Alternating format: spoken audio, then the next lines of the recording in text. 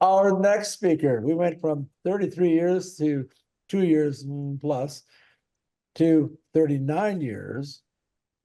Past district governor, Paul Clark, who is also a past district governor, and I think I president or select distinguished. What was it?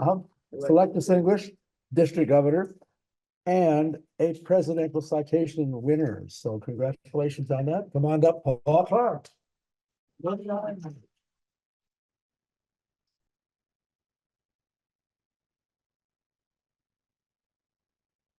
If I may be indulged with a few extra seconds here, I'd like to acknowledge the passing of Eldon Lee, who was twice, 2 years, our district treasurer, an onerous job, to tell you the truth. And he was also treasurer of the regional conference that we hosted back in about 2003, I believe. And he passed away just in July. And I have his obituary here. And if you'd like to look at it, it'll be here, and I'm happy to show it to you. About me, the first thing that comes to my mind is the name Mr. Wagner. Mr. Wagner. He was my 8th grade teacher in a Catholic parochial school in the city of Orange. And he must have been a Toastmaster. Exactly what position he held and whatever, I have no idea. And he decided, and he was part of a change in the school. He was the first male teacher there. But one of the things he did when he was shaking things up was to form a gavel club there at the parochial school. And I had this certain interest in speaking, maybe some exaggerated idea as to really how good I could ever be, but nonetheless, I appreciated good public speaking, even at that age. And I joined his gavel club, and it was a very engaging program. I spoke. There's a picture of me that has appeared in the newsletter for the district back many years ago of me holding two trophies. I suspect one was best speaker. I'm not sure what the other one was. But you know, to be acknowledged by my peers as a speaker, something I've carried on ever since. A few years later, at a class reunion, I remember asking some of my former classmates, what was Mr. Wagner's first name? And he said, well, all we know, no, we don't know. We just called him Mr. Wagner, which was to be expected. So all I know is Mr. Wagner pointed the direction to public speaking and leadership. And I was there in his club, Gavel Club, at Holy Family Catholic School, parochial school in the city of Orange, in about 1966. After that,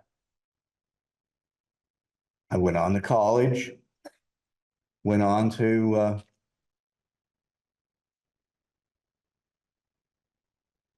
working, and eventually moved to the Coachella Valley for job purposes.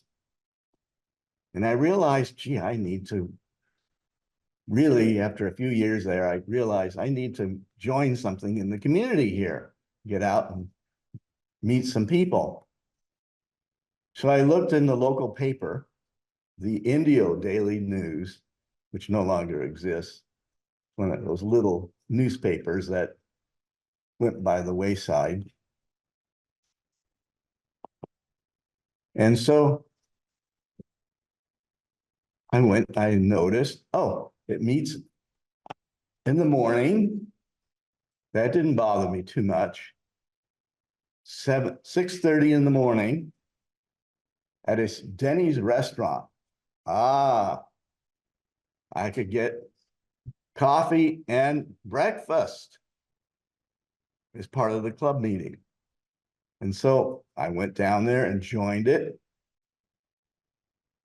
And was ever since have been a Toastmaster. Looking at a green card, does that mean my time has expired? I didn't think so. Yellow and red. Yellow is Okay, 4 to 6. thank you. I wasn't quite sure what the timing would be, and I don't want to impose on my other speakers here, illustrious ones. So that was where I got started. And eventually I became district officer and then moved on, joined the Indio Toastmasters Club, and then joined a club in Palm Desert as well. I'm still a member of those two clubs. And I then, because it was known that I was a Toastmaster, a planning commissioner came up to me. He was a teacher at Coachella Valley Unified School District. And he came to me and said, I'd like to see a Toastmasters club formed at the high school. And I knew that was important. Coachella Valley High School is not well known for its academics and that sort of thing, but anything you could do to improve things would be appreciated. And this was a planning commissioner, so I needed, you need to be good to him. So I attended a meeting and we created, with the help of another, Mr. Rodriguez, I believe his name was, a gavel club there at Coachella Valley High School. This is a plaque, a physical reminder, a souvenir of that effort that I have. 2001 academic year. I thought I'd show it to you. It was quite a nice thing. Like many other things you form, particularly in high schools, they get going because a faculty member supports it. And when that faculty member moves away, well, the club kind of fell apart. But there was a period of time, including past international president Tim Keck was particularly enjoyed that, the concept of going to the high school. And he acknowledged it and he supported it, encouraged me for that. That was very nice. And that was probably the reasons I got started in Toastmasters, was a gavel club, which if you're not familiar with them, and I'll be winding this up quickly. The gavel club is for people who are not otherwise eligible to be Toastmasters. And of course, in 8th grade, I was not 18 years old, wasn't old enough to be a Toastmaster, but I could be a gavel club member. And so that's where I was. And then I was able to encourage the Coachella Valley Union High School to create a gavel club. You know, over the years that there was probably something, maybe 300 or 400 high school kids went through that. So that is in a nutshell what I've accomplished in Toastmasters and how it all got started. Mr. Fish.